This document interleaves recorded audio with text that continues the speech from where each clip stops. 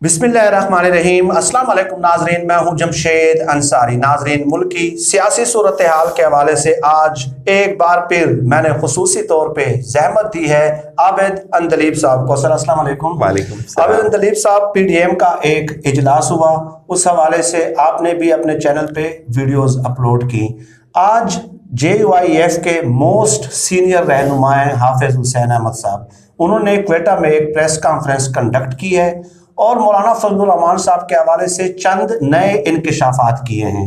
पहले तो उनका ये कहना है कि मौलाना फजल रहमान साहब का सॉफ्टवेयर अब अपडेट हो चुका है और मौलाना फजल रहमान साहब का जो नया नारा है वो ये है कि ताज़ा खबर आई है, बाजवा साडा भाई है। एक तो ये, और दूसरा उनका ये कहना है कि मौलाना फजल रहमान साहब जो है उन्होंने नवाज शरीफ से लॉन्ग मार्च के अखराजात के नाम पे 5 अरब रुपए का मुतालबा किया है।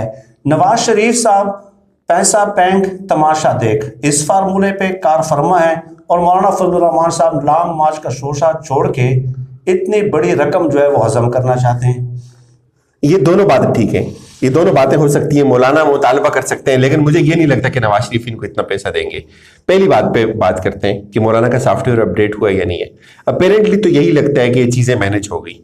मैनेज कैसे हुई, दो चीज़ें समझ थी की हैं सर। जो मेरे सोर्सेज की खबर है वो ये है कि फौज ने मौलाना को कहा कि तुमने जो मर्जी है करना कर ले, बिल्कुल इररिलेवेंट कर दिया कि जो आपकी बसात है आप लगा दो, देखते हैं हम आप क्या कर सकते हो। फौज, मौलाना की सबसे बड़ी जरूरत नून लीग और पीपल्स पार्टी थी। फौज ने मैनेज किया है, पीपल्स पार्टी राम हो गई है सर, और नून लीग किसी हद तक एक ग्रुप जो है ना वो पहले ही उनके जूते चाट रहा है, पहले ही उनके पांव पड़ा हुआ है। बिल्कुल। अब जो समझने की बात है वो ये है, मौलाना अपनी पार्टी से भी नाला हो गए, पार्टी तो उनकी टूट गई है। देखें जैसे आज की ये प्रेस कॉन्फ्रेंस आप देख लें, इससे पहले की बातें सुन लें, मौलाना सबसे बड़े लूजर निकले इस पूरी एक्टिविटी में।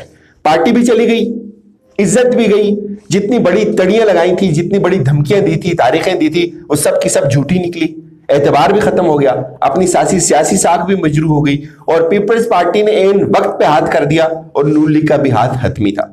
मौलाना ये कहते हैं कि अब आखिरी वक्त में मेरे पास क्या होगा, आखिरी वक्त आखिरी ऑप्शन क्या बचेगा। इज्जत भी चली गई, कोई मसला नहीं, कोई नहीं थी पहले भी, शोहरत नेक नामी थी वो भी चली गई, ये एक साख बनी हुई थी वो भी चली गई। यार अब पैसा है उसको समेट लो। मुतालबा जरूर की होगा सर, ये उनकी पार्टी के बड़े सीनियर तरीन लोग हैं। बेसिकली अब उनकी पार्टी नहीं, अब अलग पार्टी हो गई है, लेकिन देखो उनके साथ हैं, मौलाना को बहुत अच्छे से जानते हैं, उनकी तबीयत से वाकिफ हैं, बिल्कुल ठीक है। अब ये आखिरी चांस उनके पास यही था कि यार अब जाते जाते कुछ ना कुछ ये कर लो, वो बाकी सारी चीजें तो चली गई हैं, उस पर फातिहा पढ़ लो, अब ये पैसा हथियार लो, ये हो सकता है। लेकिन ये कंफर्म नहीं है कि नवाज शरीफ इनको इतना पैसा देने के लिए तैयार होंगे या नहीं होंगे। मुझे नहीं लगता नवाज शरीफ इनको इतना पैसा देंगे, क्योंकि नवाज शरीफ की आप बयानियां सुने, नवाज शरीफ साहब की 2 महीने की पहले की तकरीरें सुने। आपको याद है उन्होंने जो पीडीएम के पहले 2-3 जलसों में जो स्पीचेस की थी, जो लैंग्वेज यूज की थी, वो क्या थी कि ये लोग हैं, नाम लिए थे जनरल फैज के, जनरल बाजवा के। उसके बाद एक जलसे में तकरीर ही नहीं की, उसके बाद आपने उनके देखा रफ्तार रफ्तार लेजा कितना ठंडा पड़ गया। और उसके बाद कल की जो हुआ है, कल तो ये बताते हैं सोर्सेज के नवाज शरीफ ने कहा जी चले दफा करें, लड़ लेते हैं इलेक्शन, मिलकर लड़ लेते हैं। पहले क्या कहते थे, पहले कहते थे कि हम इस्तीफा लेंगे, यहां से बात शुरू हुई कि ये जाली हुकूमत है, नाजायज असम्बली है, गलत असम्बली है, हम इस्तीफा लेंगे। इस पे पूरा मोमेंटम, पूरा जोर लगाया, साफियों ने भी लगाया और पीडीएम ने भी लगाया। उसके बाद क्या हुआ, साथ साथ ये देखा, इस्तीफा लेने के साथ साथ तहरीकें और जलसे शुरू किए। दूसरे फेज में जलसे हुए, जलसे भी नाकाम हो गए।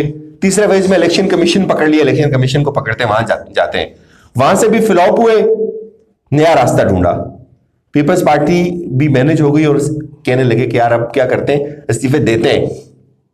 वहां से भी गए, इस्तीफों पे भी इत्तेफाक नहीं हुआ, फिर कहने लगे चलें जी इस सेनेट का इलेक्शन लड़ लेते हैं, इसके बाद अगली बात करेंगे। उसके बाद क्या हुआ, कहां से बात चली थी, इस्तीफे लेने से बात चली थी, सेनेट इलेक्शन पे आकर भी खत्म नहीं हुई। अगला जो मुकालमा शुरू किया, अगली जो गुफ्तगू शुरू की, वो तहरीक अदम एतमाद की शुरू कर दी। किस तरह से मुख्तलिफ ऑप्शंस ढूंढे जा रहे हैं, ऑप्शंस अब देखे जा रहे हैं कि यार ये तो हम नहीं कर सके, ना हम इमरान खान को इस्तीफा ले सके, ना हम अपने इस्तीफे दे सके, ना हम इनकी हुकूमत को गिरा सके, और अदम एतमाद भी फिलॉप है। आज जैसे बिलावल ने तारीख दी ना कि अब सेनेट या दूसरे आजाद कश्मीर के इलेक्शन से पहले इनको हम घर भेज देंगे, ये सिर्फ और सिर्फ बातें, एक अपना मुस्दी तनफ्फुस है। बिलावल का मसला ही नहीं है जी ये इमरान खान की हुकूमत, और ना ही नवाज शरीफ का मसला इमरान खान की हुकूमत।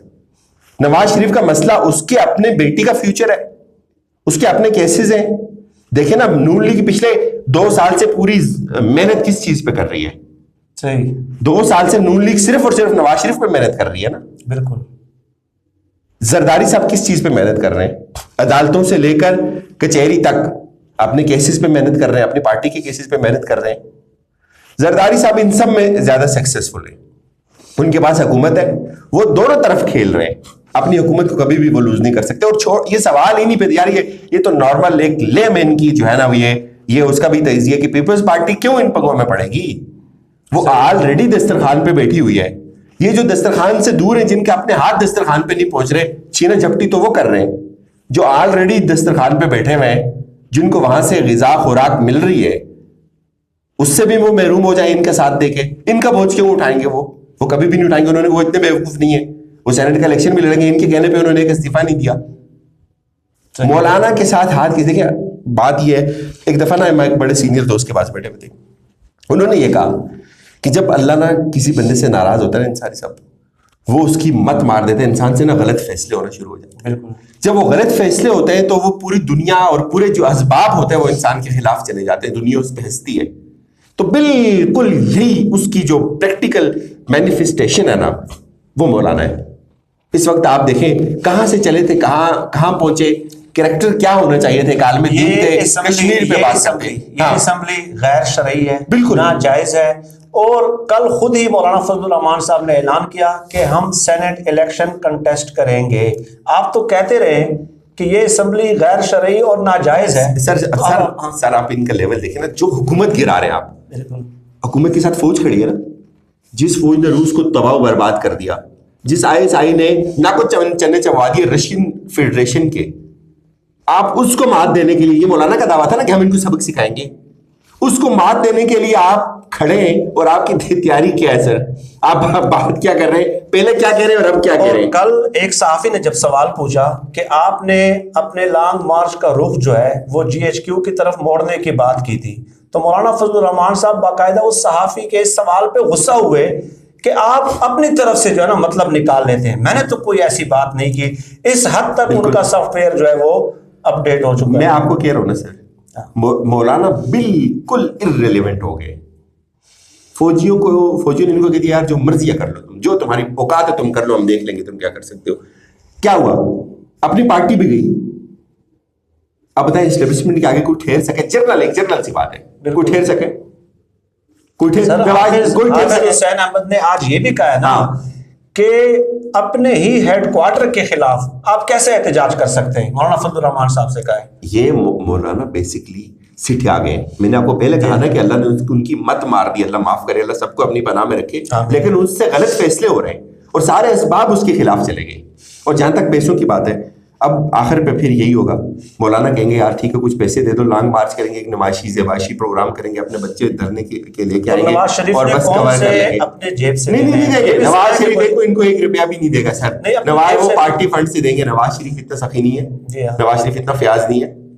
फ्याज होता तो सुनो ना दौलत को लात मारते ना, दौलत को लात मारते। मुझे नहीं पता मेरे और आपके, दौलत को लात मारते, दौलत को कहते यार लानत ऐसी दौलत पे, हुकूमत करेंगे, आवाम की दिलों की तर्जुमानी करेंगे, ठोकर पे रखते हैं ऐसी दौलत को। सारी दुनिया में बड़े बड़े जो लीडर उन्होंने दौलत को तर्क किया ना, सही, ये दौलत के आगे ढेर हुए हैं, इख्तिदार भी गया, इज्जत भी गई, अपनी माओ के जनाजों पे नहीं आते दौलत की वजह से, अल्लाह माफ रखे हमें। सही, तो इनकी ये मौलाना को पैसे देंगे यार, जितनी सारी क्या बात कर रहे हो। सही ठीक है नाजरीन, आज के लिए इतना ही। इस किस्म के मौज़ूआत पे वक्तन फ़वक्तन आपसे नशिस्त का एहतमाम होता रहेगा। आप सब लोग अपना बहुत बहुत ख्याल रखिएगा। पाकिस्तान जिंदाबाद। अल्लाह हाफिज।